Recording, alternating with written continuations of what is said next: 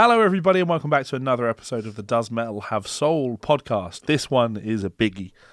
This is going to be my favourite of all the podcasts we do. Boo! Because today we are talking about Megadeth, the greatest of the big four of thrash. I like the way you say anything with a TH, it's an F. Yeah, okay. Megadeth. Yeah, Megadeth. As opposed to Megadeth. Megadeth. Sorry, do you know what I did to you there? Megadeth. I was one of those people online that's like, I think you meant to say there, not there. I'm so sorry. I'm one of your hosts, Mr. Levi Clay, and I am here with the Moulin Rouge herself. Woohoo! Mrs. Melissa Kelly. How's it going? Mrs. Melissa Kelly. Just the missus. Yes. I'm good. I'm wonderful. It was my birthday on Friday, so I've had several days of lovely things happening. I was wanting to have a very low-key birthday, and we did some really low-key beautiful things. We went to the beach with Brover and stuff, but also Levi, who is the worst secret keeper. Sorry, I should be clear. Not like real secrets about like important things, but see, like surprises. Levi can't hold a surprise for anything. It'll be the first thing out his mouth. You'll be like, hey, how's it going? And he'll be like, oh, someone's organised something surprise for you. But he organised a surprise dinner with some of our friends there, and I was surprised. I was very surprised. I also went to see Moulin Rouge in the theatre, and it wasn't what it should have been. I have very high standards for these things, but the woman playing Satine was the most talented live music theatre vocalist I think I've ever heard, ever. Other than that, great. How are you? I am exhausted, getting over illness. I did a 4-hour live stream for the Guitar Souls podcast last night to raise some money for an old friend of the show. Link in the description. Go if you would like to donate a couple of bucks to Dan, who's going through some major health problems. He has a wife and kids that need looking after. If he'll ever be able to get back to work, we don't know what the situation's going to be. But we were just trying to help him out. So we were drinking whiskey till late. Not me. Late in the night. Him and Mike. Yeah, late into the night. But I don't experience hangovers. So. It's so annoying because I know when people say that, like who've said it to me in the past, I don't get hungover. I sort of sometimes take that as a challenge of like, we'll see, Barbara. I get hangovers, for sure I do, but I can also drink a hell of a lot because, Scottish. Levi never gets hangovers. It's the most frustrating thing ever. When we were on a holiday once, Levi drank a lot of very sugary cocktails as well, mixed all his alcohol, woke up the next day like, do. Yeah, I was like, right, we're going to Coney Island, and you're like, I can't. I still went. No, you didn't. Did I not? Oh, okay, no, sorry, you did, but like 5 hours later than we planned. Yeah, I was very hungover. Yeah. I drank a lot. No hangovers for me. Don't make yourself more insufferable. Other than that, spending lots of time playing Age of Empires on PlayStation. Yeah, we've lost them to Age of Empires. Which is fun. I enjoy that. Trying to work on the website, trying to play the piano, trying to do all of these things. I've got so much work to do. Mm-hmm. But instead I just want to play Age of Empires. But such is life. Anyway, we're trying to keep the podcast nice and succinct. And this snappy runs the risk of going long because there's so much to talk about with Megadeth. But why don't you give us some Metalhead Musings? I'm keeping an open mind. I feel like the first Megadeth I ever heard, we'll get into it. We'll get into it. Okay. I have 3 Metalhead Musings that I'm going to blast through. One of them made me incredibly, not mad, just super disappointed. One of them made me happy. And one of them I was like, hey! So some of you might have noticed on my channel recently that I uploaded a stop motion animation video of a board game. It was one of those things where Levi came up with the idea while we were hanging out with friends playing board games because we like to play board games. And I was like, that's such a cool idea. I'm going to do that. I made that video out of joy. I realised that some people who watch my channel, it's not for them. But also I was like, what's the point of having a YouTube channel if I can't occasionally upload something really weird that I love? Yeah. In the hopes people might connect with it. I guess a YouTube channel can be, here's me uploading things that you want to watch. But if you're doing that, then you've already lost the creator. Like if you're watching a channel where the creator just uploads the things you want to watch, then you don't know the person. They're just going through the motions of making the things that you want to watch. Yeah. And Mel's channel is not that. Mel's channel is, these are the things I want to do. I'm a creative person. Let me show you a bit about myself. Absolutely. And I got this comment from IR Gamer. Oh, this one actually made me really angry. It just made me really disappointed. I was like, damn. Yeah. IR Gamer said, Gamer, he's put EA. Between this and flat out announcing a minimum view count for the Does Metal Have Soul show, I'm out. I don't need more evidence that soul is irrelevant when clicks are at stake. It's such a poorly put together comment as well, because it's like, what do you mean when the whole point of the thing that we do is that we don't compromise in order, because, you know, we wouldn't say we're not going to do that thing because clicks will be at stake, right? We're going to make things that we think are cool, and if people like them, then we'll keep doing them. And if people don't like them, then it's not realistically viable for us to keep doing them, because that stop motion video took Mel about 3 weeks to put together. Yeah, fair? It's not including all the planning and all the rest of it, but yeah. Yeah. So, immense amount of time. And then for somebody to say, between this, just, you could stop there, between this, what do you mean? Like, are you saying that this is dog shit, that this shouldn't exist? But that's How dare you spend 3 weeks of your time making this thing and then putting it up on the internet for free? But that's just it. If that person had come back and been like, this is not for me, Melissa, actually, if this is what your channel is going to be about, I'm going to tap out. Do you know what I would have said? Fair. That's totally fine. Yeah. I mean, it's not what the channel's going to be about. Again, I just wanted to express joy through art. But I'm going to express anger, and obviously he's gone now. He's gone now. He's not listening. He never got back to me. He's not listening because how dare we? But I will look dead into the fucking camera. Oh God. Fuck you, buddy. And I'll tell you why fuck you, right? Yes, there's a view count that this podcast needs to hit for us to keep doing it. Now, I don't know. Actually, I do know. You've never done anything in life. You've never achieved a thing. Okay? Know that. I do, because when you've put work into things, when you've created and you've bust your balls to become a success at the thing that you do, you understand where people like us come from when we say things like, if no one watches this podcast, we can't continue to do it. Because the reality is, buddy, my time is valuable. I can use my time to do a lot of things. And one of the things that I like to use my time to do is to provide money for my family so we can, you know, eat nice meals and go on holidays and not have to worry about the electric bill. And if this podcast ends up being 3 hours of my time every week that doesn't make us any long-term benefit, there's no long-term benefit, I'm going to have to use those 3 hours for something else. Now, those 3 hours for something else, yes, it could be a money-making thing, or it could just be me practicing the piano. Because ultimately, if we're going to get assholes like that aren't grateful about the fact that we donate our time to you, there's no paywall on this. It's not like you had to pay to watch this podcast. But for us to say, guys, you don't have to pay to watch this podcast, and we're not asking you to pay to watch this podcast, but at the same time, we need people to actually watch it for us to keep doing it, and you'd have a fucking issue with that? Get fucked. Go play in the road, you cunt. Damn.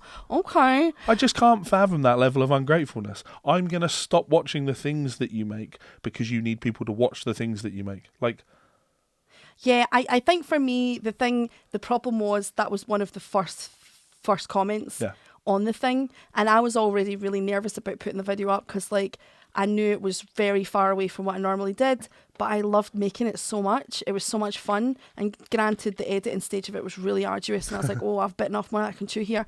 But I really loved making it. And I was just like, you know what? I'll put it up. Maybe some people will watch it. Maybe I'll lose a couple of subscribers because it's not for them. That's totally okay. But it was just the fact that he used it as an example of how my channel is now soulless. And he's obviously being colloquial about the genre of music, but at the same time, I'm just like... There's more soul in that video than anything this person has ever done. I would not get tired of punching him in the face. Well, I don't know about that. All I thought to myself was, damn, like... I don't know. I think because I'm a creative, I'm an artist, I'm always going to see things that people do and go, you go ahead. It's not for me, but you better rock. But that's the point, right? That's why I would Art the Clown him, right? Because the reality is, a video like that, it was 6 minutes, right? You don't even have to watch it. It was 9 minutes. Oh, 9 minutes, sorry, yeah. And in stop motion, that really matters. Yeah, it's a lot of work, right? You don't even have to watch it, but ultimately, if you enjoy content from a channel and that channel's content creator uploads a thing that is different from what you're normally used to watching from them, you could watch the video, or you could not watch the video, but still give it a thumbs up and a wee comment saying, you know, this isn't for me, but I really enjoy seeing you making things that you're passionate about. A lot of the commenters I get do that stuff. Yeah. In fact, there's especially on my original music, some of my regular commenters, not often, but one or two of them have been like, "This is weird, Melissa. It's not for me, but you know what? You go work, Barbara." Yeah. Like, and because it's like, without Mel making things that are outside of the things that you found the channel for, what is the channel? It just becomes a corporate machine. It's like watching television. It's like watching, And I think that the oddities that are going to go up on this channel should be celebrated, and they're not all going to be for you. But here's the real secret, buddy. He's so mad. Here's the real secret, buddy. Mel will always make interesting and creative things. And the stop motion one wasn't for you. Okay, fine. The podcast you've decided isn't for you. Cool, don't give a fuck. But by trying to beat somebody down into not doing creative things, you could potentially stop them doing a creative thing that could absolutely be for you. 6 months from now, Mel might make a thing that resonates with you more than any content you've ever seen on the internet. And I just don't understand why you would encourage somebody to stop trying new things and trying to make things that you could potentially enjoy because they're just sharing their passions with you. So yeah, get fucked. If I could block people from watching YouTube videos, I would. Morons are great. Morons are great because they leave moronic comments and we get to laugh at them. But that one was just a bit. Well, like I say, I wasn't angry. I was just like, oh man, that really sucks. Yeah. Like, of all the things to get mad at me, you could have got mad at me about David Raymond. You could have got mad at me about not liking Fallen in Reverse. You could have got mad at me so many things. Yeah. But this is the thing that was the fucking straw that broke the camel's back for I'm you. mad at you because you made a thing. Anyway, keep going. Anyway, to Balenciaga, a wee bit of balance. Steel is Real said, speaking of stop motion, "This is great. I do love these kind of board games and my daughter has just started to get into them. Pandemic, Reign of Cthulhu must be in your collection, ? Would love to see something like something like this using that." Thank you, Steel is Real. Neither of those are actually in our collection. Well, this is what I thought. I was like, oh, that's not in our collection. Do we need more things in our collection? No, we don't. We have so many board games. Okay, moving on very swiftly from our last podcast for Anthrax. I'm Crazed and Confused. Crazed and Confused says, okay, if the result of this one podcast is that you, Mel, put on Anthrax on the first place of the big four, I think it's a very good podcast episode. Personally, I think they deserve this place, and probably Testament deserves the second place. Although they are not among the big four, they should be. And even the guys of all the big four bands know that and respect them. Thrash has been the first extreme metal genre that made it, and one cannot stress that point enough. Yeah. That this changed metal into what it is today, with a plethora of fantastic bands, subgenres, and experimentation. Yep. I love that comment. I thought it was a good comment. Yeah, that's a really good assessment of Thrash. There were other extreme metal genres before, some after, but none of them reached the same level of success. I would argue that it achieved that level of success when it toned down the thrash. Metallica's Black Album is like peak popularity of thrash. Sure. And it's not really thrash. They've just become a dad rock band by that point. But I get his point. Like, it's still the band names, which in turn is the slippery slope thing of, oh, cool, I like that, Enter Sandman song that I heard on the radio. Mm-hmm. I'll go and check that album out. And then it's, I'll go check out the other music. Oh, wow, Creeping Death's awesome. Leper Messiah's awesome. Yeah. So, I like that comment too. I think that's a good one. I thought it was a really good put together one. And I love the fact that there are people out there that really like Anthrax. I think they're great. Not for me, but... some of their newer stuff, not so much, but yes. Next episode, we're going to do a kind of thrash roundup by looking at a few other thrash bands. We'll throw them all into one episode that aren't the big four. So we'll do Anthrax, we'll do Exodus and Testament, okay, and a few other things. I would like you to look at the band Angra. Angra. Yeah. What a great name. Yeah. Anyway, is that it? That's it. Okay, let's move on. So, and I've already forgotten the name of the guy that I was talking to via camera in the last one, who made the comment about, I should have tried to sell Metallica to you more. Greg. It was Greg, yes. Yeah. Was complaining that I didn't try and sell you Metallica. And then, I pointed out that this one's going to be a tricky one because I am going to try and sell you Megadeth. Right? Okay. I love Megadeth. I'm actually not. I'm going to stick to the format, right? So each album, one track from each album.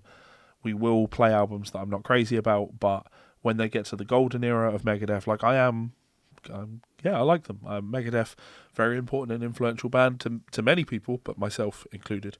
Megadeth is an American thrash metal band formed in Los Angeles in 1983 by vocalist-guitarist Dave Mustaine.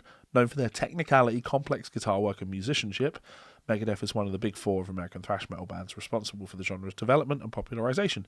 The music features complex arrangements, fast rhythm sections, dual lead guitars, and lyrical themes of war, politics, religion, death, and personal relationships. Mm-hmm.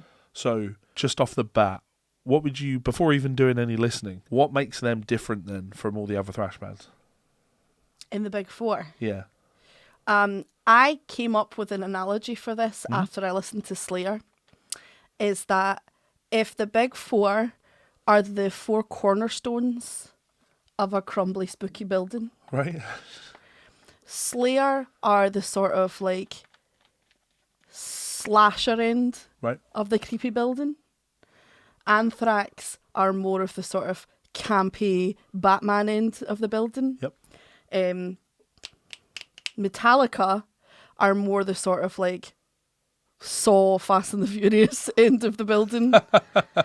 And Megadeth are more like the Edgar Allan Poe deeply thought out spooky bitches of the big four.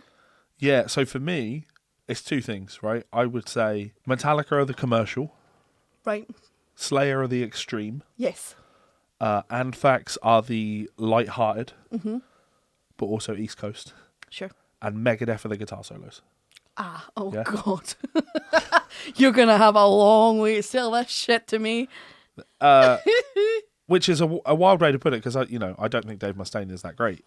But musically, Megadeth are just tip-top. The one song that I've done of Megadeth on the channel was War of Crime.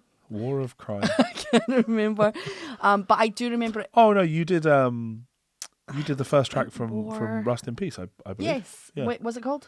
Which is yeah, that Why one. can I not remember the name of the song? War of Crime. It's not. Yeah, we'll go with War of Crime. War of Crime. I just remember it was. I really enjoyed it. It was. I keep wanting to say "Skin of My Teeth," of course, but that's the opening track from the album after that. And for whatever reason, I can sing it, I can play it, I can in my mind, like it's happening. But yeah, Holy Wars. There we go. Holy Wars. I'm going to go with War of Crime.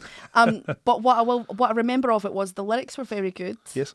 There was some lovely classical breakdown sections that were very like double harmonic minor. No. Yeah. Yeah. And even though it was like thrashy, it was very groove thrashy. Yeah. You know? Yeah.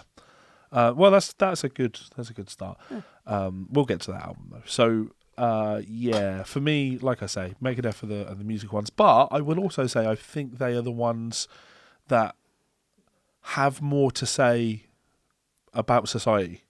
Right.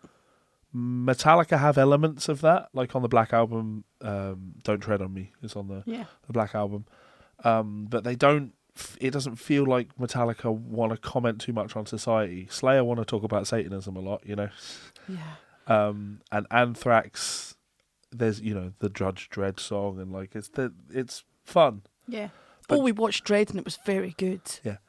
But Dave Mustaine, he writes a lot about political stuff and. Okay, well, it was very political. The one that I listened to, Crime of War. So let's talk about the band, Crime of War. I've changed it now. So on April 11th, 1983, Dave Mustaine was fired from Metallica just prior to the band recording their debut. I know, nobody knew this. Kill 'Em All due to substance abuse and personal conflicts with James Hetfield kicking his dog. James Hetfield kick his dog? What a fucking arsehole. As Metallica's lead guitarist since 1981, Mustaine had composed some of the group's early songs and helped hone the band into a tight live unit. Afterwards, Mustaine vowed revenge by forming a band that was faster and heavier than Metallica. On the bus trip back to Los Angeles, Mustaine found a pamphlet by California Senator Alan Cranston that read, "The arsenal of Megadeth can't be rid no matter what the peace treaties come to." The term Megadeth stuck with Mustaine, and he wrote a song with that title, with the spelling slightly changed to Megadeth, T-E-T-H, which according to Mustaine represented the annihilation of power. Damn. Also, sorry to interject with nonsense, but it's not really. If James Hetfield actually did kick his dog, then I really think Dave Mustaine is fully justified in all his bitterness. If someone kicked me over and I didn't get the chance to fucking beat their ass, I would take a pox on their house. Yeah, he did some stuff. So he formed the band Fallen Angels, which included Lord Kane on vocals, Robbie Kinney on guitars, and Matt Kisselstein on bass. It's going to be one of those days, isn't it? Skew it up, that doo. Yeah. So the band's name was changed to Megadeth on Kane's recommendation. As the founder, Mustaine added his new neighbours David Ellefson and Greg Handveet. Handveet. Oh. To the band. And David Ellefson is like, the father of thrash bass. He is, one of the all-time greats. And, got caught up in that controversy of him wanking on the internet. Why was he wanking on the internet? Oh, it's a long... Stay off the internet when you need a wank, people. Yeah, general rule. So in 1984, Megadeth recorded a 3-song demo tape featuring Mustaine, Ellefson and Rauch. The demo tape, Last Rites, was released in March 9th, 84, featured early versions of Last Rites, Love to Death, Sculled Beneath My Skin and Mechanics, all of which appeared on the band's debut. The band were unable to find a compatible second guitarist. Kerry King of Slayer filled in on rhythm guitar for several shows in San Francisco in 84, starting with the debut gig of February 17th, blah, blah, blah. After considering several labels, Mustaine signed to Combat Records, and by this point they had found Chris Poland as their first guitar player. Okay. So Chris Poland is the first guitar player in Megadeth. Okay. Despite its low fidelity sound, Killing Is My Business and Business Is Good was relatively successful in underground metal circles and attracted major label interest. The band was calling itself let's try that again. The band was calling itself state-of-the-art speed metal. That as a sentence that makes no sense, but we'll go with it. John McIver praised the blistering technicality and stated that the album raised the bar for the whole thrash metal scene, with guitarists forced to perform even more accurately and powerfully. Front cover marked the debut for the band's mascot, Vic Rattlehead, who of course... Yeah, I know who that is. We like bands who have mascots. That's like Iron Maiden. It's like Iron Maiden, yeah. For Gemma. Who regularly appears on subsequent artwork. So, Killing Is My Business and Business Is Good features Mechanics, a song Mustaine wrote during his time with Metallica. Then Mustaine told the band after his dismissal not to use the music he had written. Metallica recorded a different version of the song, The Four Horsemen, with a slower tempo and a melodic middle section. The album also included a cover of Nancy Sinatra's These Boots Are Made for Walking. What? Faster tempo with altered lyrics. Megadeth's version generated controversy during the 1990s when its writer, Lee Hazelwood, called Mustaine's changes vile and offensive. Under threat of legal action, the song was removed from pressings, released from 1995 to 2001. What was violent and offensive about it? Should we go give it a spin? Yes. Well, we're not doing that first. We are going to listen to the track Killing Is My Business and Business Is Good. Great title. From the debut album of Megadeth. So it sounds like this. Oofed.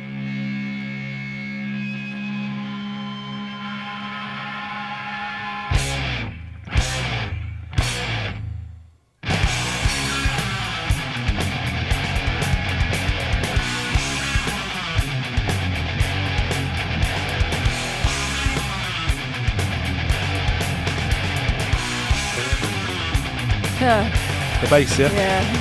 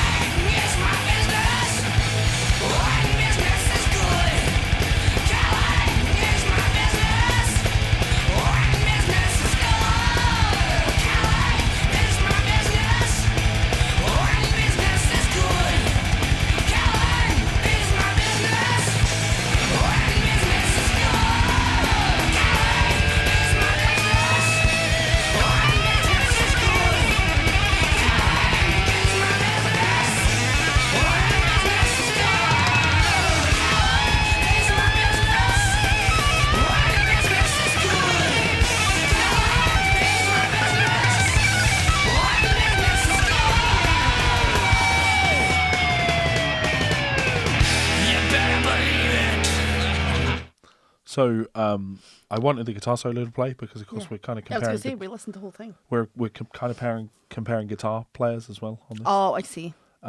Chris's soloing is great. That was great. Yeah. Yeah. I think the bass sounded great as well. Yeah, Dave Elfson as a bass player is, like I said, just immensely influential on the whole thrash thing. He's I wish I paid more attention to his bass playing when I was younger, because I grew up listening to metal where the bass guitar just doubles the thing the guitar does at all times. So I record the guitar parts, I might as well record the bass because it's just playing the thing the guitar's playing. But actually, Dave doesn't really play like that. Sometimes it's like it stands out when he plays what the guitar is playing. But it did when it went did a little bit, it stood out, but it sounded great. Yeah, so cool. It's early in Megadeth, so it's got that young punky raw thing to it. But still, even though it's young, punky, and raw, it still is groovy, and I think the balance of everything's really good, which I don't think we can say for like early Metallica, or can we say that for? No, we can say it for early Anthrax, maybe for early Slayer, not so much. Okay, so I'll let you also hear These Boots Are Made for Walking. Ah, yes. Here we go.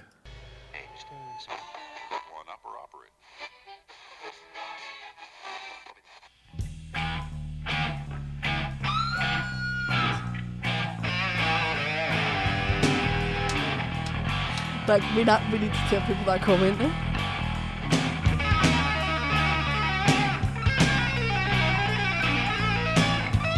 Chris is so good. For the early 80s, everything he played there was so... It's so clean, what he's playing.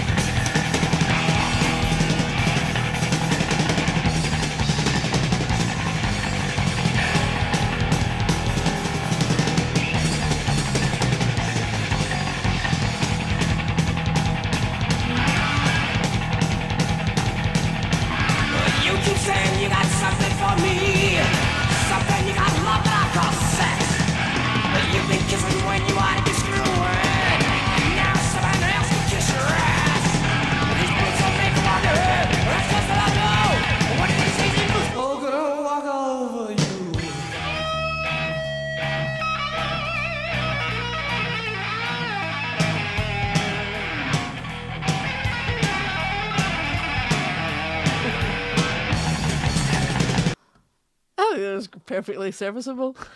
I obviously they've changed the lyrics from the "You've been kissing when you shouldn't be," they've changed it to "You've been kissing when you should be screwing." Yeah. That's Nancy Sinatra did definitely not say that. What's the comment that you enjoyed? I enjoyed this comment from Wisdom Over Wicked 77 Rules says, all caps, you know it's going to be a good one, awful! If I was Nancy Sinatra, which, you know, you're not, I would never let creepy demons like this and Jessica Simpson ruin such a great song. Did Nancy Sinatra actually write These Boots Are Made for Walking? Almost certainly not. I was going to say, Nancy Sinatra might have been a singer, and there's no such thing as just a singer, but, you know, calm down. Calm down, Barbara. Yeah. Okay. So, according to Mustaine, Megadeth was under pressure to deliver another successful album. The sophomore offering is the be-all and end-all of any band. Yeah, which I think is fair. You either go to the next level or is the beginning of the end. Mustaine composed the music for the album, with the other members adding arrangement ideas. The album was produced on a $25,000 budget from Combat Records. Dissatisfied with its financial limitations, the band left Combat Records and signed with Capitol Records. Capitol bought the rights to the album and hired producer Paul Lanny to remix the earlier recordings. Released in late '86, again another great title for an album, Peace Sells, but who's buying? Has clearer production and more sophisticated songwriting.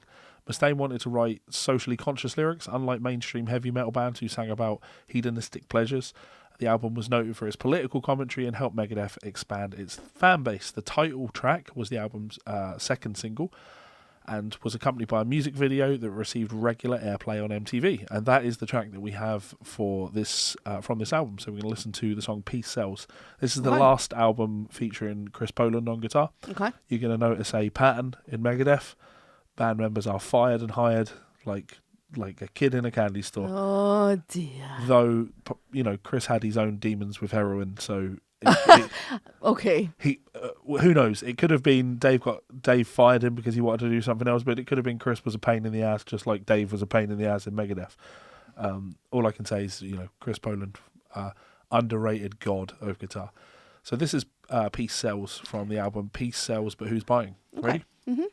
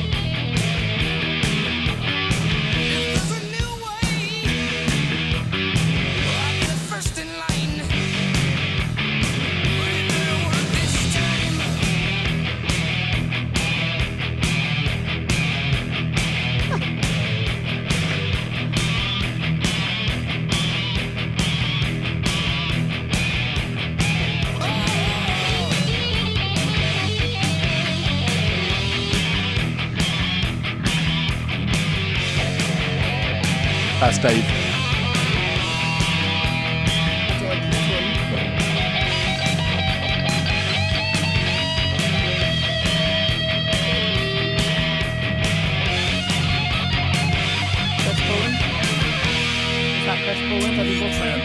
No, Dave's on the left and Chris is on the right.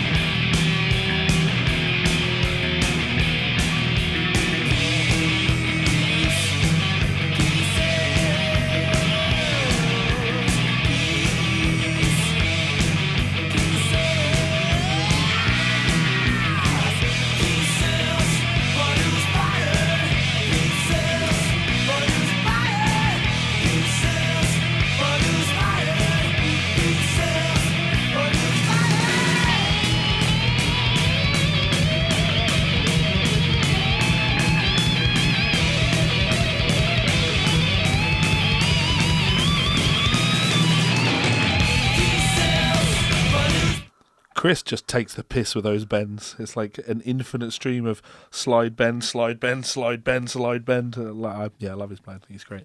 The thing I enjoyed most about that was just watching your face throughout the whole thing. You had a big cheesy grin on your face throughout the whole thing. What do you think? Okay, I did enjoy that. Yep. Dave Mustaine, he's just a grumpy old man. Yeah, well, he's a grumpy young man. He's a young man at this point. I know, but that's what I'm saying. He's been a grumpy old... That man was grumpy an old man when he was 4. The fact that the second line of every part of the verse is, what do you mean? They're like, what do you mean you're not going to cut my crust off? I need that peanut butter sandwich to go. It's just the ragingness of just being like, what was the best one? What do you mean I don't pay my bills? Why do you think I'm broke? Huh? And another thing. Conversational. rather than singing. Yeah. He's not doing any singing to speak of. There was that part just before the pre-chorus of Peace Sales where he was kind of went, wow, but it wasn't controlled at all. It was just screaming. What was your favourite What Do You Mean in there? Because initially you laughed at What Do You Mean I don't support your system, I go to court when I have to. Yeah. Which I think is a brilliant line.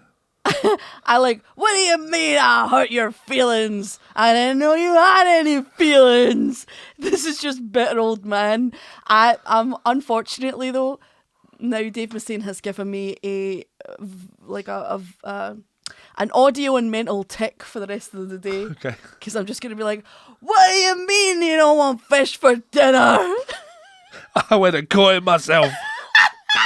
We should all write a Dave Mustaine song. Yeah. What do you mean you're not going to drink that water? Scottish water's the best in the world. Yeah. But do you know what I mean about like the political thing? Yeah. I think that a lot of music from this era is punk was popular because it spoke to the young people, and it got young people interested in politics, and I think this is that. Like there's a voice in this in a way that I love Creeping Death. I really, really do. Metallica, Creeping Death. Oh, okay. But singing about the pharaohs, it just doesn't impact me in the same way now I'm older. Yeah, because you're this. What do you mean I've got to pay for my brown bin? I'm fucking furious. It's just to fill it up with grass. What do you mean you want £40 to take my bin away? What's the point of having it serves no purpose if you won't collect it. I'm going to be doing this all day. God damn it. So 1987, Megadeth was the opening act on Alice Cooper's Constrictor Tour. Yeah, I know you like Alice Cooper. The following month began its first ever headlining world tour in the United Kingdom with a 72-week tour supported by Overkill and Necros continuing in the United States. During the tour, Mustaine and Ellison considered firing Samuelson for his drug abuse. According to Mustaine, Samuelson had become too much to handle when intoxicated. Drummer Chuck Baylor travelled with Megadeth for the last dates of the tour as other band members feared Samuelson would not be able to continue. Poland quarrelled with Mustaine and was accused of selling band equipment to buy heroin. Jesus. Yeah. As a result, Samuelson and Poland were asked to leave Megadeth in 1987. Baylor became the band's full-time drummer. So was Dave Mustaine really a pain in the arse Richie Blackmore, or was he just surrounded by fucking heroin addicts? Well, he was a heroin addict himself. So. Oh, he was? Yeah. Okay, damn, Jesus. Yeah. Poland was initially replaced by Jay Reynolds of Malice, and the band began working on the next record. Reynolds was replaced later by his guitar teacher, Jeff Young, when Megadeth was 6 weeks into the recording of its third album. So yes, the third album, So Far, So Good, So What? Again, great title for an album. Mm-hmm. This is Jeff Young on guitar. And shame to see Chris Poland go. Obviously, for those fans of Chris's playing, if you enjoy him there, he went on to work with the band Ohm, which is more like a jazz fusion project. Ohm? Yeah. Is that what it means? I would assume so. Lame. And he has a solo record, Return to Metalopolis, which is pretty cool, but I like his work in Ohm. Right, so with a major label budget, the Paul Lanny produced So Far, So Good, So What took over 5 months to record. The production was plagued with problems, partially due to Mustaine's struggle with drug addiction. Mustaine later said, the production of So Far, So Good, So What was horrible, mostly due to substances and the priorities we had or didn't have at the time. Mustaine clashed with Lanny, beginning with Lanny's insistence that the drums be recorded separately from the cymbals, an unheard of process for rock drummers. Mustaine and Lanny became estranged during the mixing. Lanny was replaced by Michael Wagner, who remixed the album. So Far, So Good, So What was released in January 1988 and was well received by fans and critics. The album featured a cover version of the Sex Pistols' Anarchy in the UK. Mustaine changed the lyrics, later saying that he had simply heard them incorrectly. To support the album, Megadeth embarked on a world tour nearly 8 months. We are going to be checking out the song In My Darkest Hour from that record. Mm-hmm. Now this, I picked this one mainly just because it's the most popular song on the album. It had a music video as well. So I'll play this In My Darkest Hour. We are listening to from So Far, So Good, So What? And this features Jeff Young on guitar. Is he better than Chris Poland? Let's find out.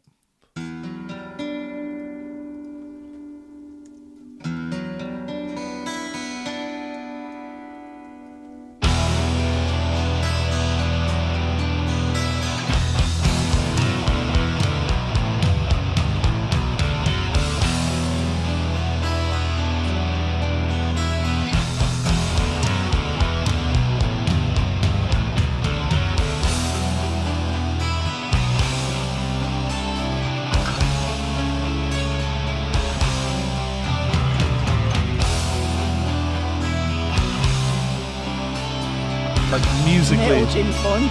musically they have a lot more going on than the other thrash bands.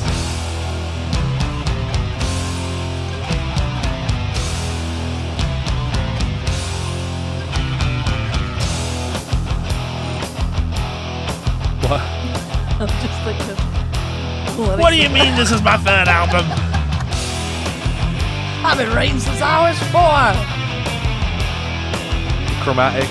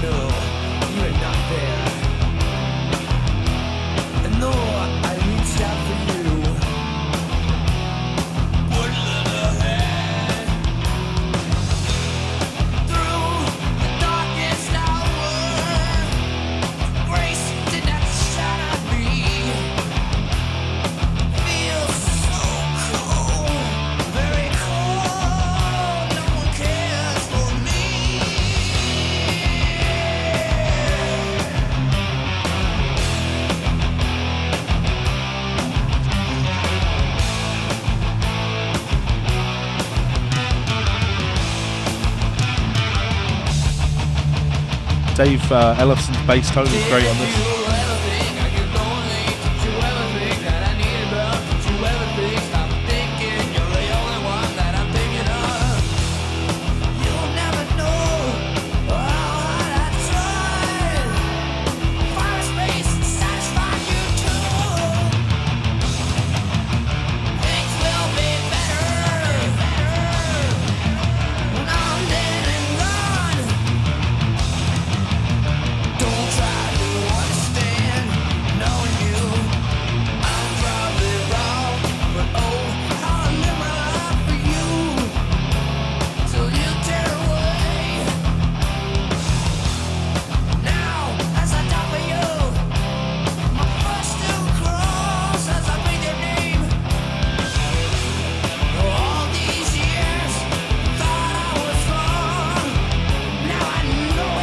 That second guitar part's cool.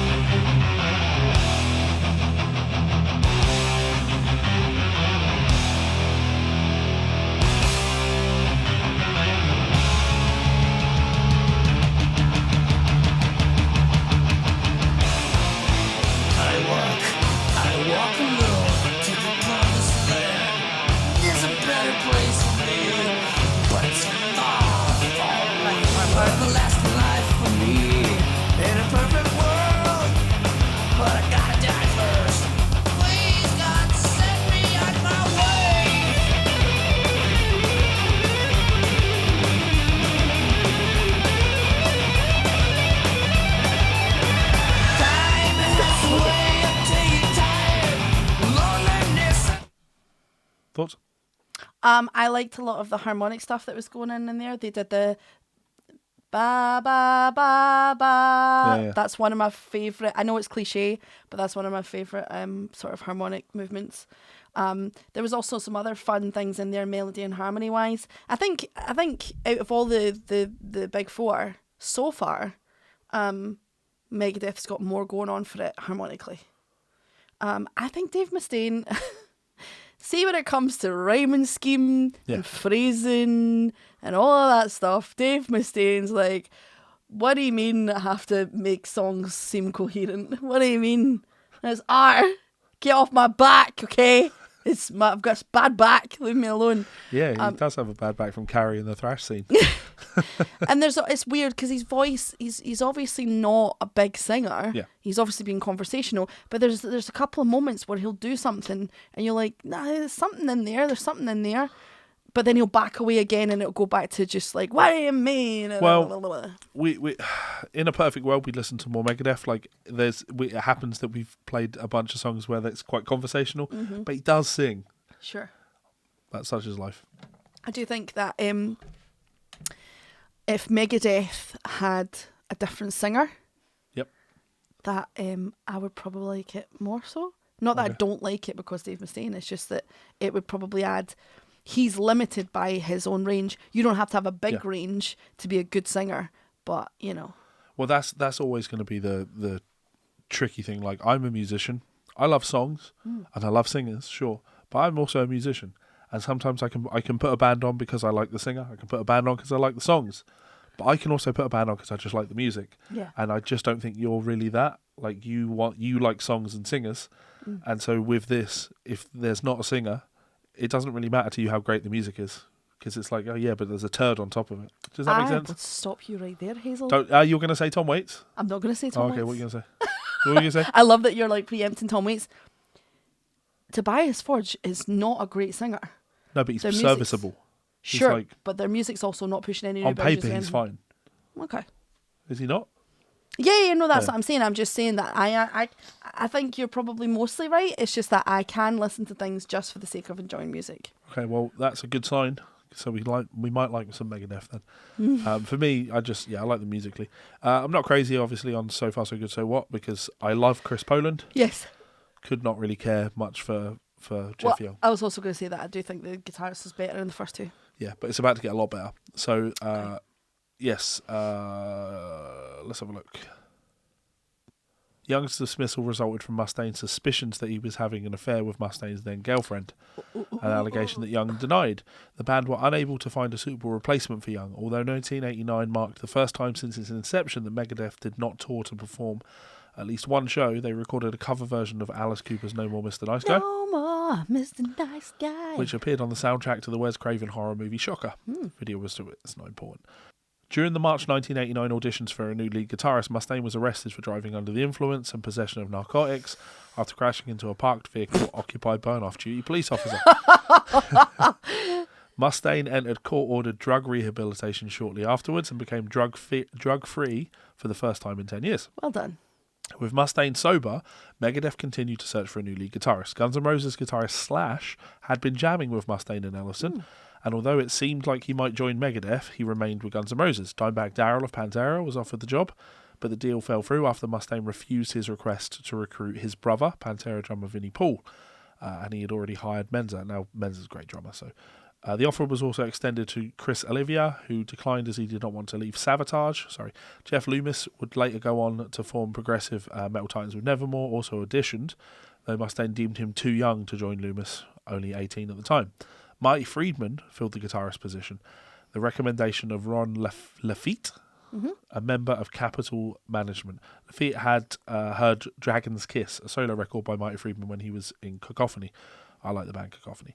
Mustaine and Ellison were satisfied with Friedman's style, and though he understood, and thought he understood Megadeth's music. With Friedman in the group, the band completed what fans consider the definitive Megadeth lineup.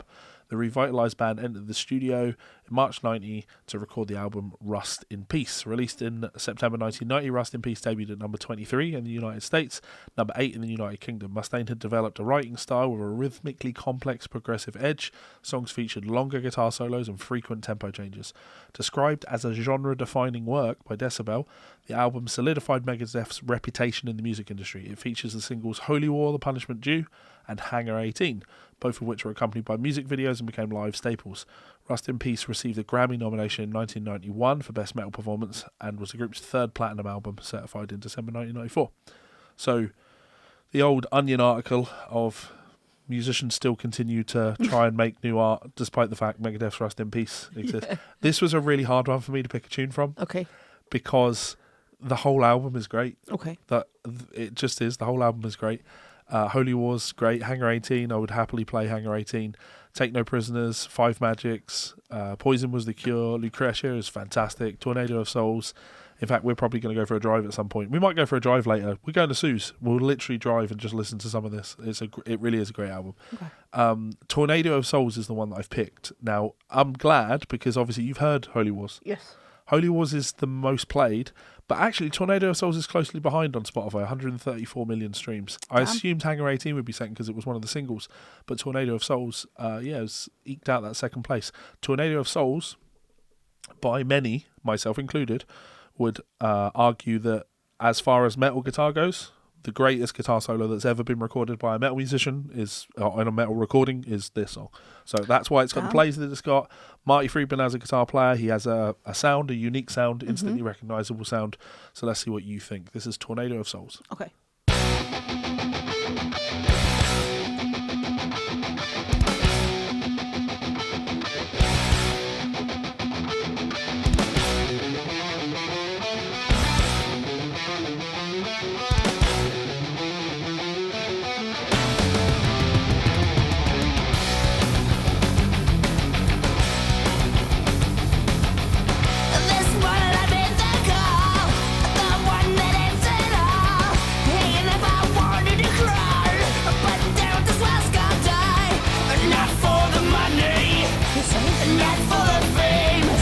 Dave?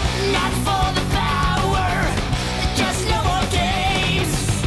But now I'm safe in the Isle of Tornado. You're just not used to hearing him sing. I love the harmony at the end of the...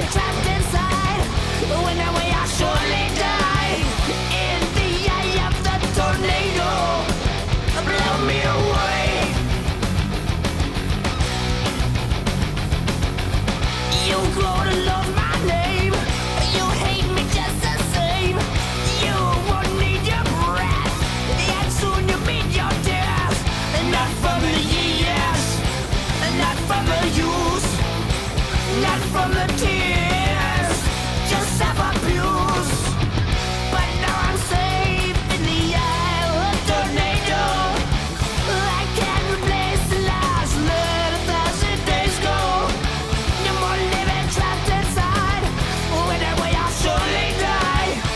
In the eye of the tornado, blow me away. Who's to say what's for me to say?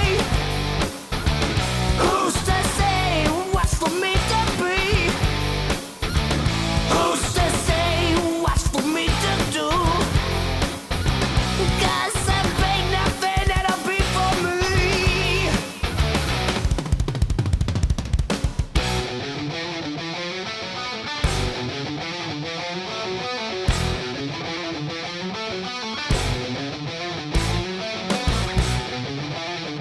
The bass walk up.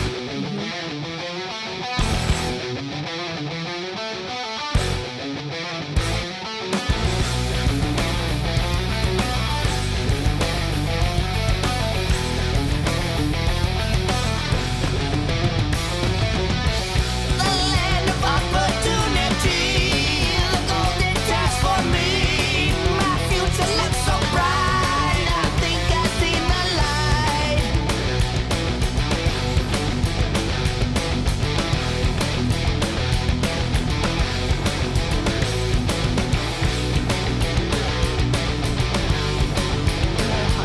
Yeah. Here we go, greatest guitar solo.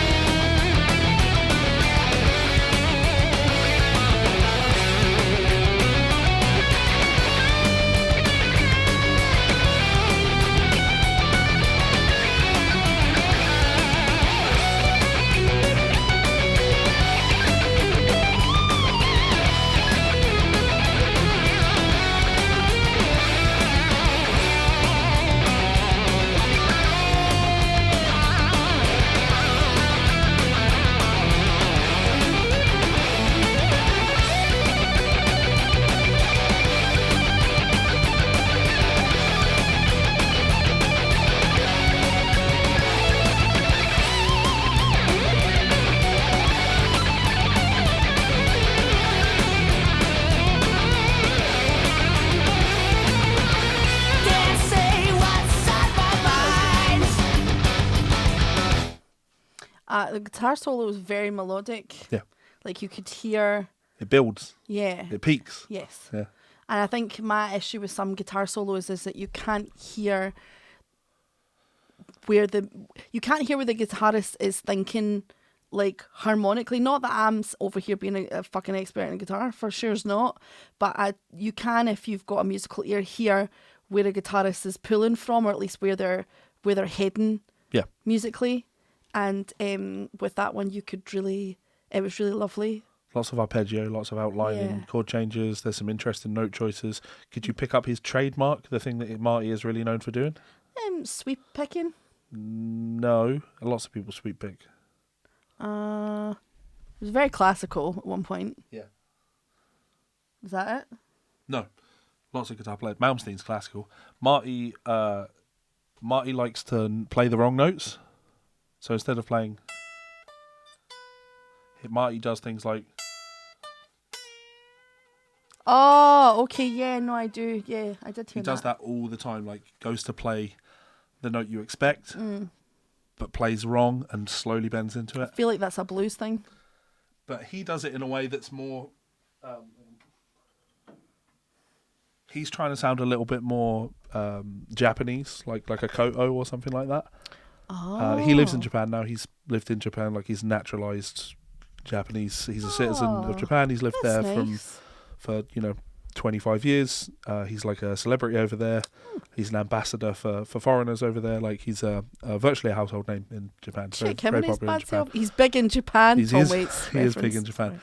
So yeah, that's the influence. And if you go back and you listen to like his album Dragon's Kiss or his work with Cacophony, like I'll tell you what, I will play. If I go, you hear this and you're just immediately like, oh, okay.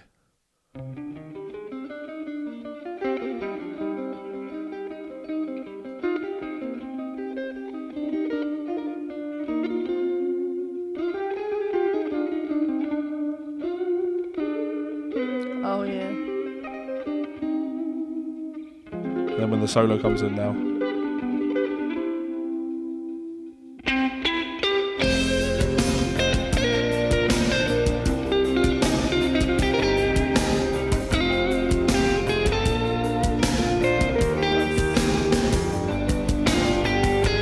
I won't keep playing That it. was very prominent. Yeah, he's just he's a very, very melodic metal player. So Yeah. and I I like it. think that for me, having Marty in the band really it's like the thrash and the melody thing comes Yeah. together, and they have I like everything about that album.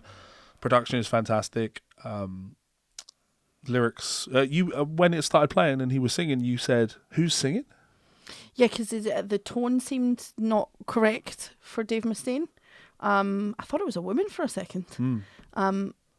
Yeah, it just that's better. I mean, again, not Very nasal quality to it. yeah, very nasal. But it's still good. What do you mean I sound like a woman? I'll have you know I can grow my own beard. Yeah, I enjoyed it. Like it's not. I think so far I've enjoyed Killing Is My Business the best. Oh, okay, that's the most thrashy of it. But I've liked the other ones. Yeah. Okay. All right. So then 1992, 1993 is Countdown to Extinction. So Music Megadeth's fifth studio album was written in two different sessions. The first session occurred after the conclusion of the Clash of the Titans tour, while the second session happened in the fall of 91. The band's most commercially successful album, Countdown to Extinction. The album, whose title was suggested by Mensa, featured songwriting contributions from each band member. Ellefson explained that the band changed its approach to songwriting for this album, beginning to write more melodic songs. Mm-hmm. So 1992, we are getting into that. Thrash is really popular, so all the thrash bands start to be a little bit more commercial in their sound. This is a really, really commercial record. We are going to listen to the track Symphony of Destruction from it. Okay. Which you might have heard before. It's not my choice. It's not what I would have wanted to pick. But here's the thing: the accusations of me not trying to sell you Metallica enough, Yes. are kind of fair, and I am trying to sell you Megadeth. But I don't think it would be right to hide the Megadeth that I don't particularly like. You know what I mean? Sure. So, although I would, off of this album, Countdown to Extinction, some High Speed Dirt is a great tune. This Was My Life is probably my favourite tune. Sweating Bullets is a brilliant tune. Skin of My Teeth, fantastic. Architecture of Aggression, Foreclosure of Regime. I love this record, but Symphony of Destruction is the most popular song on the album. It had a music video. It was extremely popular. What I will say about it is I think the guitar solo in it is great, obviously. And Marty really does his trademark, I'm going to use Japanese sounding. It's not. It's like Okay. a massive oversimplification of it. I'm just seeing if there's any comments on it. Certified double platinum in the States. Nomination for Best Metal Performance at the Grammy Awards, and its title track won a Genesis Award from the Humane Society in 1993 for raising awareness for animal rights issues. Ellefson later said that he and Friedman were disappointed that Megadeth did not win the Grammy. It was such a bizarre moment because it was as if the amount of work that it had taken to ramp it up to that hopeful night was literally gone in a second. So this is Symphony of Destruction, taken from Countdown to Extinction. 6:30.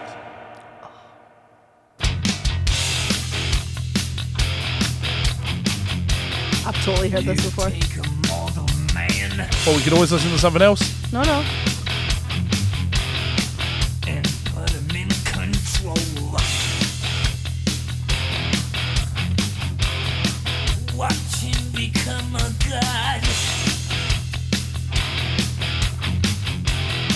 Watch people's heads roll.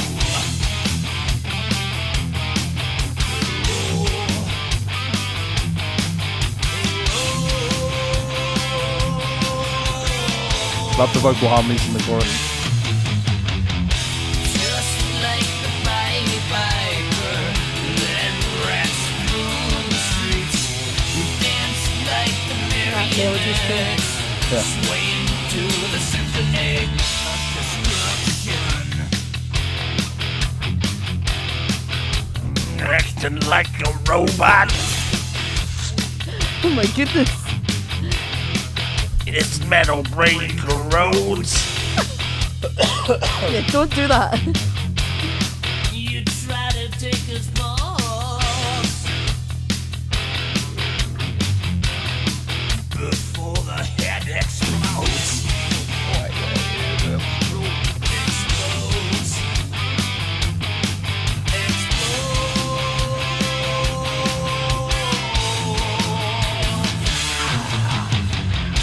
Just like the Pied Piper that rats through the streets. We dance like marionettes, swaying to the symphony. Just like the Pied Piper that rats through the streets. We dance like marionettes, swaying to the symphony. Swaying to the symphony of destruction.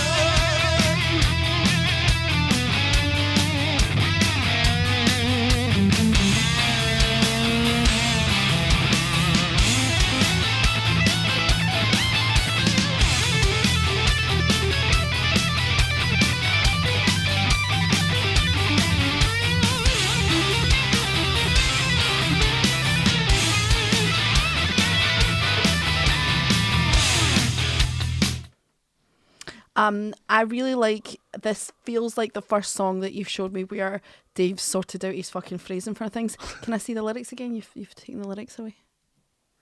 Yeah, see, because that section, just like Pied Piper, led rats through. Except he goes, led rats through the streets. Like he runs the in, which is annoying. But the rest of it's great, and I like the melody on that as well. Yeah. And that do do do. It's good fun as well. I want to shit on it because I'm very aware that this is one of your favourites. Sure. And I don't want to be like, I like what you like. Because a lot of the time, this might not surprise some of you, but a lot of the time when Levi really, really likes something, and then it's like, I have to like it too, I'll go out of my way to not like it. I will go out of my way. But I would be intellectually dishonest because that melody's good. Yeah. Those lines are great. Just like the Pied Piper led the rats through the streets, we dance like marionettes swaying to the symphony is fabulous. Yeah. There's some goofy stuff. I am just going to play the chorus of "This Was My Life" just because It's my life. Sorry. Not quite. I like this because you listen to this and like there's this cool vocal melody going on, and then there's the rhythm, the guitar parts behind it are just they're in harmony with each other. Yes. But it's not like rhythm guitar work. It's like they're doing arpeggiated lead guitar stuff, and there's something about it. I really like this. The chorus. Okay. After the switch, summer, light, there was nothing.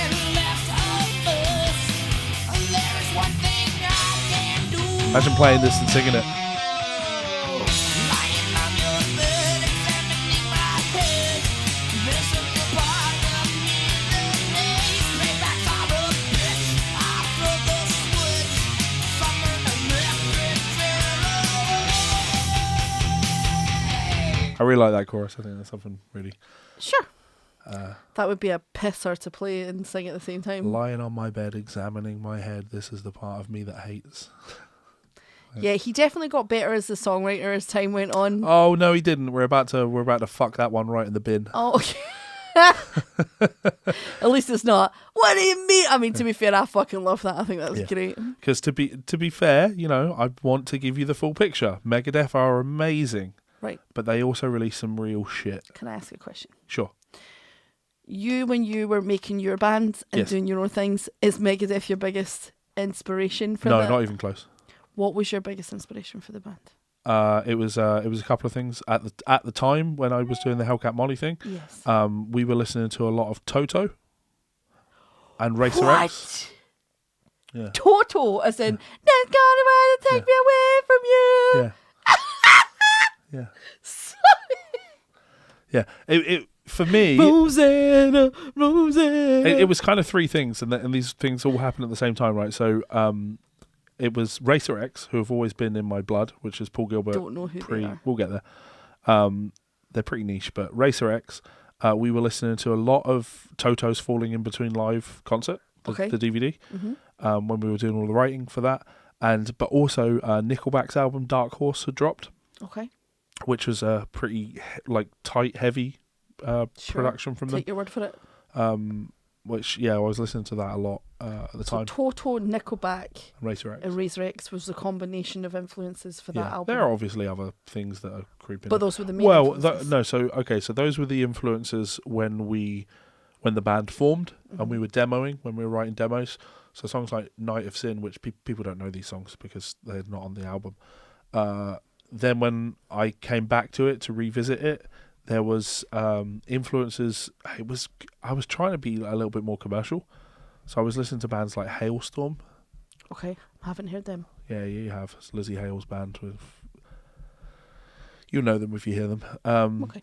Lots of more commercially things. There's definitely a few moments like Too Little Too Late is definitely a Megadeth-y. I'm just curious. I'm always curious about people's. Actually, fuck! It's just reminded me about an email from a fucking commenter that I need to get back to. I always enjoy hearing about the origins of the main influences of someone's songwriting. But I always think about it from the perspective of like the main influence. It's all of them, isn't it? Like, were Megadeth an influence? Yes. Was it a conscious influence? No. Because I've listened to these records hundreds and hundreds of times. Sure. So when it came to cutting a solo, like on Too Little Too Late, like Marty's influence there, like you don't start a solo on 10. You play something melodic at the start of the solo and you build, and then you blow their pants off by the end of it. That's that's very much a Marty thing. At least to me. Anyway, so Euthanasia. In early 94, Megadeth reunited with producer Max Norman for the follow-up to Countdown to Extinction. 3 band members living in Arizona. Initial work began at Phase 4 Studios in Phoenix. Norman's suggestion, the tracks on Euthanasia had a slower tempo than previous albums at about 120 beats per minute. The band abandoned the progressive approach from its previous albums and focused on stronger vocal melodies, more accessible, radio-friendly arrangements. For the first time, Megadeth wrote and arranged the entire album in the studio, including basic tracks, recorded live by the entire band. The album's recording video... let's try that again. The album's recording was video recorded, there we go, and released as Evolver, the making of Euthanasia. I've never actually seen that, so I might give that a spin. After 8 months of studio work, Euthanasia was released in November 1994, debuted at number 4 on the Billboard 200. Let's have a look. So the band performed twice on The Late Show with David Letterman, playing Train of Consequences and on the first appearance, and a Tout le monde on the second. A Tout le monde is the track we're going to listen to from this record. Okay. I hate this song. Okay. Why? Because he sings in French. What's wrong with singing in French? I don't speak foreign. You torn-faced bitch. Yeah, it just feels very wanky. That, but commercial. It just feels really commercial to me. But he's singing in French. How commercial can it be for a Western listener? Let's have a listen.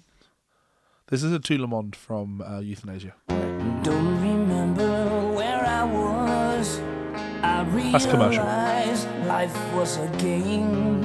That was a nice change. More seriously I took things, the harder the rules became.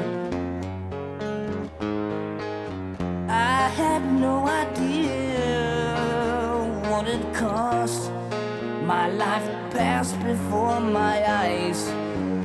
I found out how little I accomplished all my plans tonight.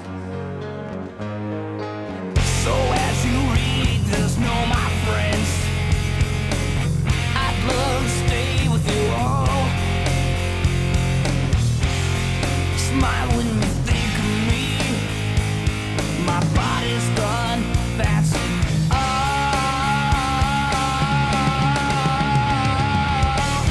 Tout le monde, tous mes amis, je vous aime, je dois partir. These are the last words I'll ever speak, and they'll set me free. If my heart was still alive, Yeah. I know it would surely break, and my memories left with you. There's nothing more to say. Moving on is a simple thing. What it leaves behind is hard. You know the sleeping felt no more pain, and the living all is gone.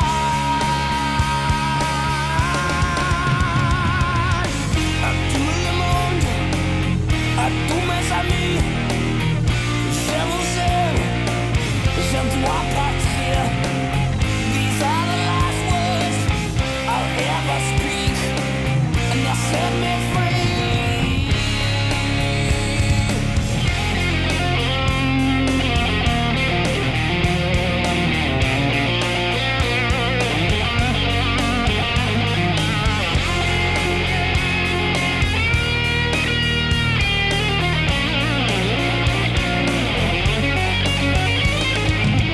So as you read, Marty's doing his best there to rock out a solo, but yeah, what do you think?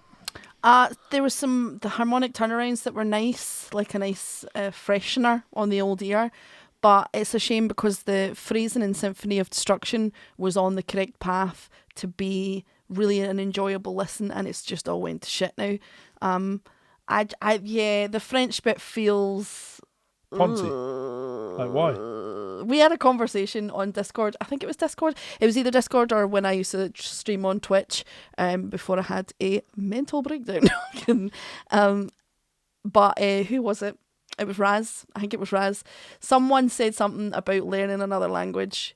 And I was like, I'm not going to be one of those English-speaking people who says learn another language. But I did occasionally learn French because I was going back and forth to Paris a lot. And Raz was like, oh, fucking people who speak English pretending they're learning fucking French and all the rest of it. And it is a bit that, because it's like, why is it there? What's its function? Yeah. Why is it in French? Is it for someone that's French? And if so, maybe you should have checked with them about your accent, because your accent doesn't sound all that great, but maybe I'm wrong. It doesn't help Bird's us Eye to- can let me know. It doesn't help your listeners to understand what it is you want to say to them. Like, I do think there's something nice in, like, attempting to communicate with people who don't speak your language because of an emotional connection, or as a way of going, I don't want to converse in this particular language when your language is this, in this thought about how much I care about you, or blah, blah, blah. I do see that, but also I'm like, oh, I don't know. But how about this? Megadeth. I realize life is a game. The more seriously I took things, the harder the rules became. Oh, I had no idea what it cost. Because why wouldn't My you? life passed before my You know, eyes. an American writing a song that's in French, but we'll have an Italian woman sing on it with me. It's Christina from Lacuna Coil. Ah. I'd love to stay with you all. Please smile when you think of me. My body's gone, that's all. What do I do mess on me. Shovels in, j'ai droit partir. These are the last words I'll ever speak, and they'll set me free. With my heart, with starry eyes, I know it would show. All of it in the bin. Why is she on the phone? There's nothing more to say. Moving on, it's a simple thing.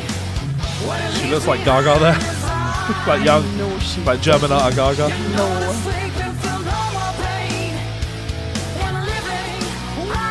She looks like Kelly Clarkson.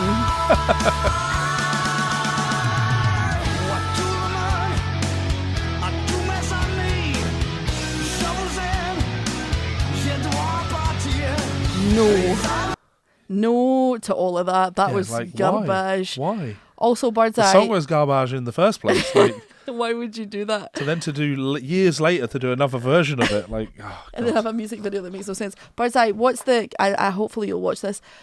What's the accent like? I feel like that accent's garbage. And that's one thing I've learned about speaking another language is you have to adopt a very good accent. Sure. You have to practice the accent as well as the language. Yeah. That felt a little bit like when someone's like... okay, not to sound... I don't think this is racist. Is this racist? I don't know. See what you say. I'm certain it's not. I do make a little joke within some of my shows where at the end of a song, and it's only at cabaret stuff where it is supposed to be like fun, I'll say merci, merci That's not racist. tu es magnifique, but then I'll go into like la bibliothèque ma chambre, and it's meant to be deliberately bad. It's meant to be like a bad accent. You're the punchline. Yeah, I'm the punchline. That's not racist, is it? No. I'm like panicking now that I've done No, something terrible. you're trying to appear sophisticated, but you're saying things that Yeah. everybody knows.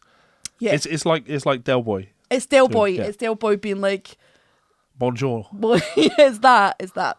But yeah, it's just no to all of it. No to all of it. Thank you. Okay, so after completing the extensive world tour for Euthanasia, Megadeth took time off in most of '96 and nearly broke up. During this period, Mustaine began work on MD45, a side project with vocalist Lee Ving of Fear. Majority of the songs on the album were intended for Megadeth, but due to the band almost disbanding, Mustaine decided to use them for MD45 instead. Duo High, we don't care about this.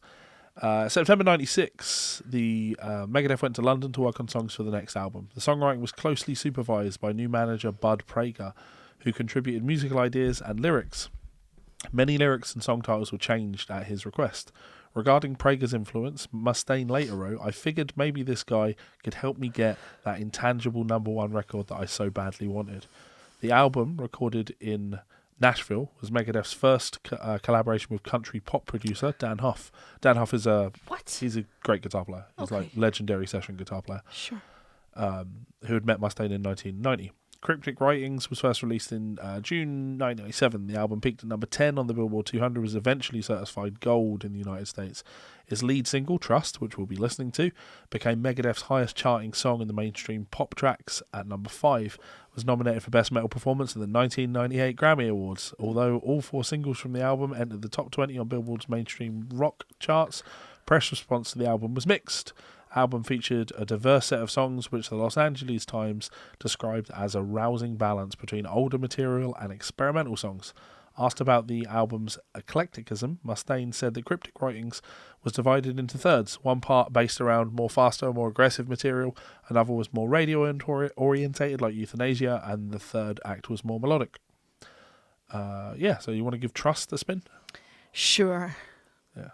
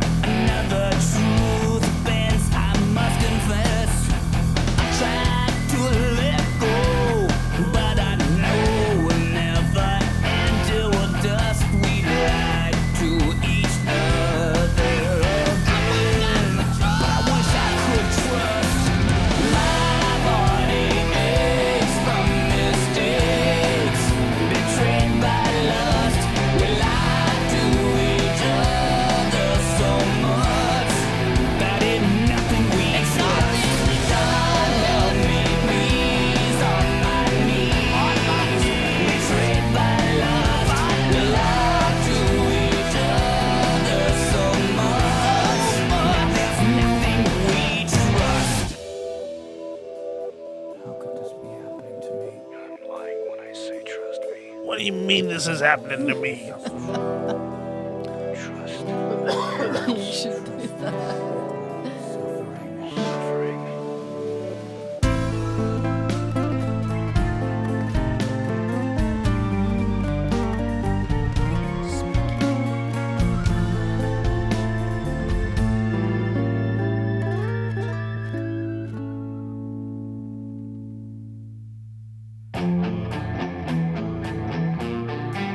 Slobbing. The little spooky acoustic bit I'm here for. The rest of it is kind of meh. Like, not to be shady, but it's a bit. Here's a really interesting thing with my thoughts on Megadeth. Right, so they're my favourite of the big four, but yeah, I don't like this either. I don't like the album that comes after. I don't like anything Megadeth do for several albums after this. Okay. And we'll talk about the return to form for me, but yeah, I just this isn't for me. So It's just kind of dull. It's just kind of. yeah. It's not risking really anything, and it's not risking anything, but it's also not harking back to earlier days either. It's just sort of somewhere in the middle. So after more than a year since the band's last concert, Megadeth returned as a live act in June '97, beginning a world tour with Misfits. Halfway through the tour, Menza reportedly discovered a tumour in his knee and left to undergo surgery. So DeGrasso was his replacement. He joined the band permanently after the tour. Mustaine later said that he dismissed Menza from the band because he believed the drummer had lied about having cancer. Holy shit.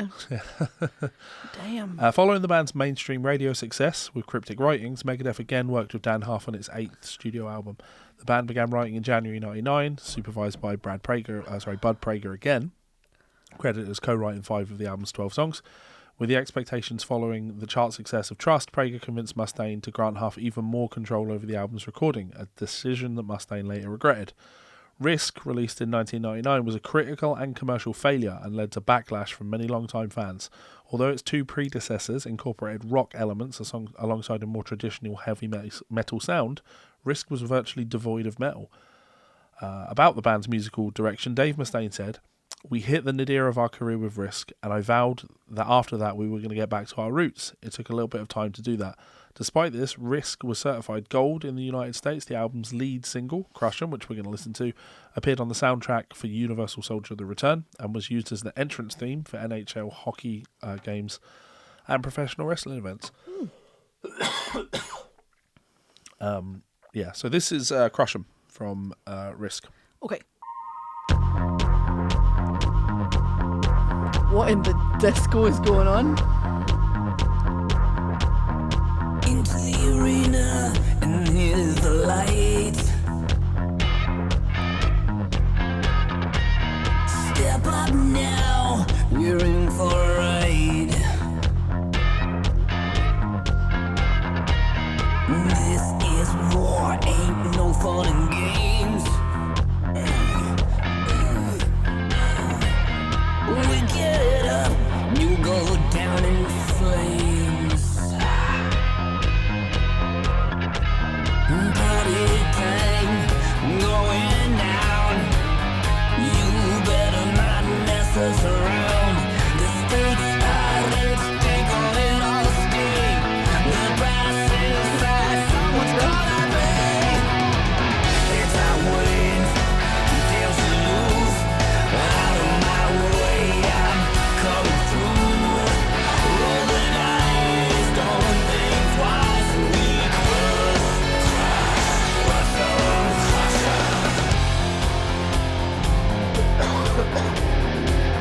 Where's the metal? This is no metal.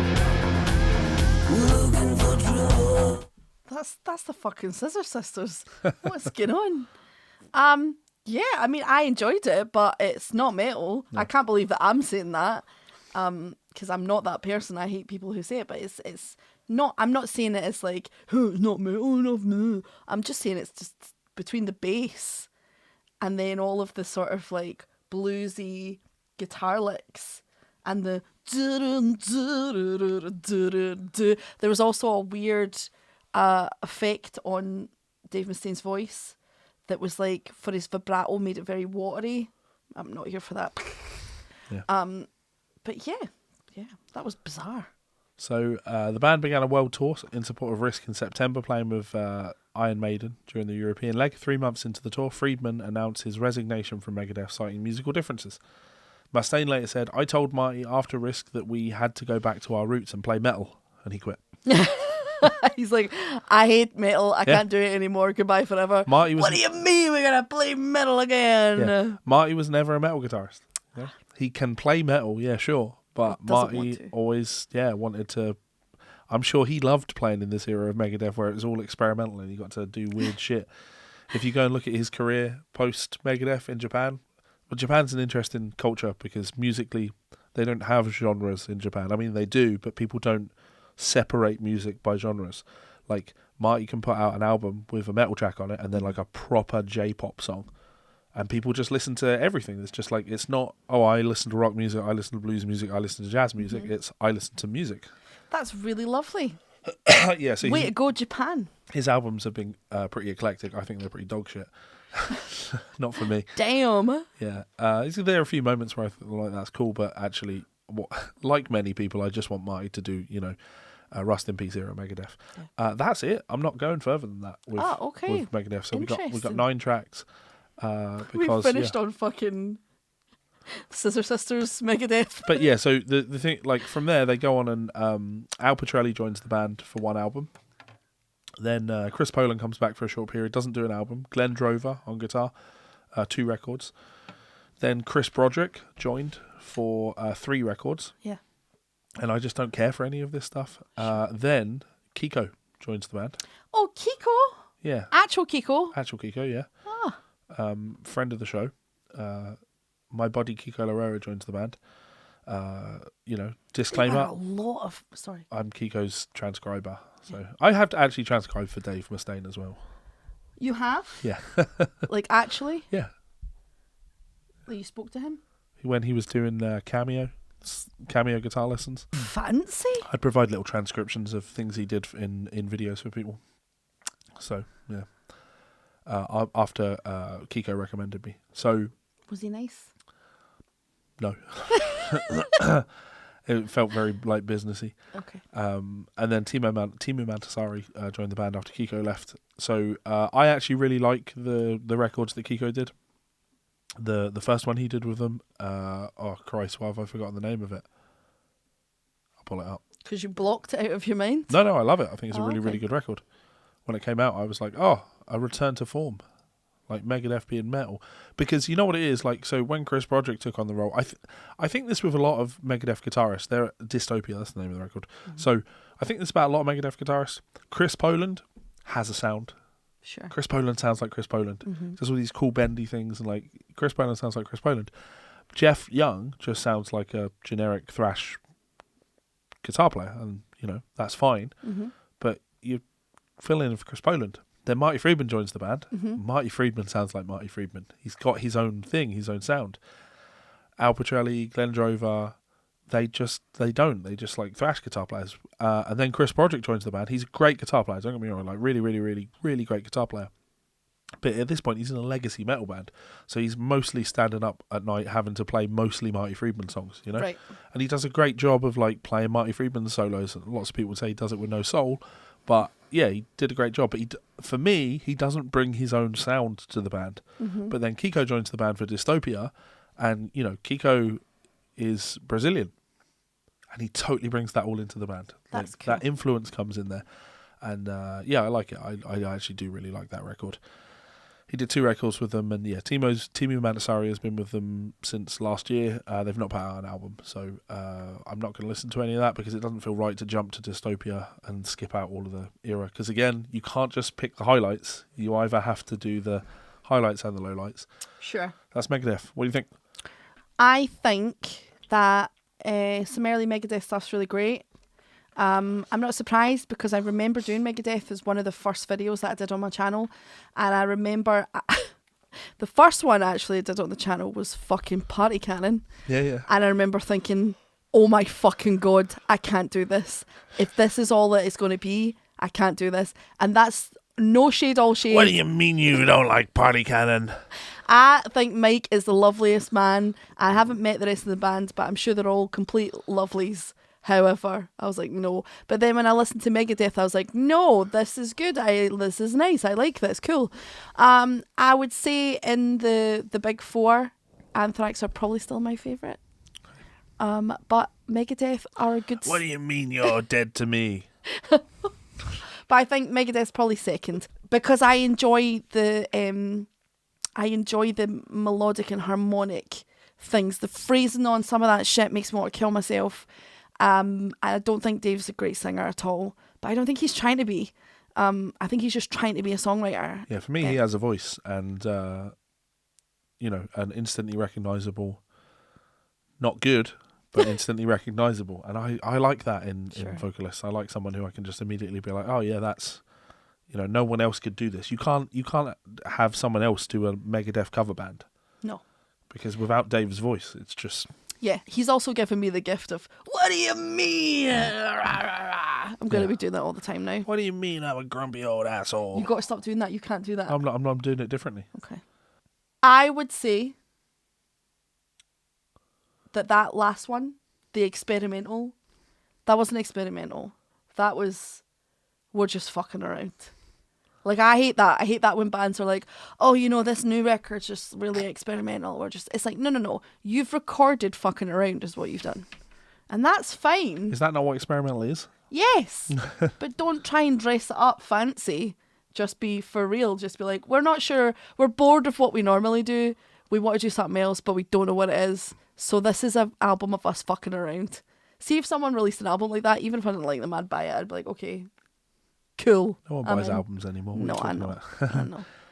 So that's Megadeth. Nothing more to say on that. What are your thoughts on Megadeth, though?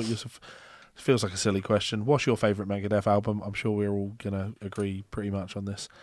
Let us know in that comment section below. Hit the subscribe button. Share the videos with your friends. Tell your enemies. It's all very much appreciated. Also, quite a few of you have complained in a nice way. And even if you hadn't have complained in a nice way, I'd still take it, that you want us to continue to do news. We're not doing news in the podcast because it does date the podcast and we want people to find other things. However, how would you like it if I had a little 8-minute video, not even, every week of news, metal news? Let me know in the comment section if that's something that you would like to see, because I know some of you complained to me that you quite like that bit. Yeah, well, and here's the thing, right? I quite like doing it. Well, we can do a snippet one, a short one that I can just release on the channel that's me and you talking about the news. We could be news reporters for metal, except shit ones that laugh at things. You could be. I'm not doing that. Why not? Because, I stand by the things that I've said. I just think that it ends up being it's content that's only valid for 2 weeks. And then after that, I'd just rather use the time for something else. Okay. So you won't do a little news report with me? No, if you want to read the news to people, you can read the news to people. But I wanted to do it with you. You're such a meanie. Okay, actually, I changed everything I said. Everyone go in the comments and talk about what a shithead Levi is. Thank you. Yeah, upset Levi, and then he'll just be like, fuck it, I won't do the podcast either. That's fine, I'll make a puppet. Yeah. No, honestly, I don't mind being the villain. I really don't mind being the villain. But I wish that I could do all things for all people. I really do. Sure. I would deliver. That's my problem. If there's somebody who wants me to make a video about something really, really niche, I really want to do that. And I've spent a lot of time doing those things. But before you know it, you're filling your time doing niche things that nobody appreciates. I guess. And nobody is a relative term. In the grand scheme of things, nobody appreciates. And I hate to be that guy that's like, well, the YouTube algorithm matters. But it does. It does.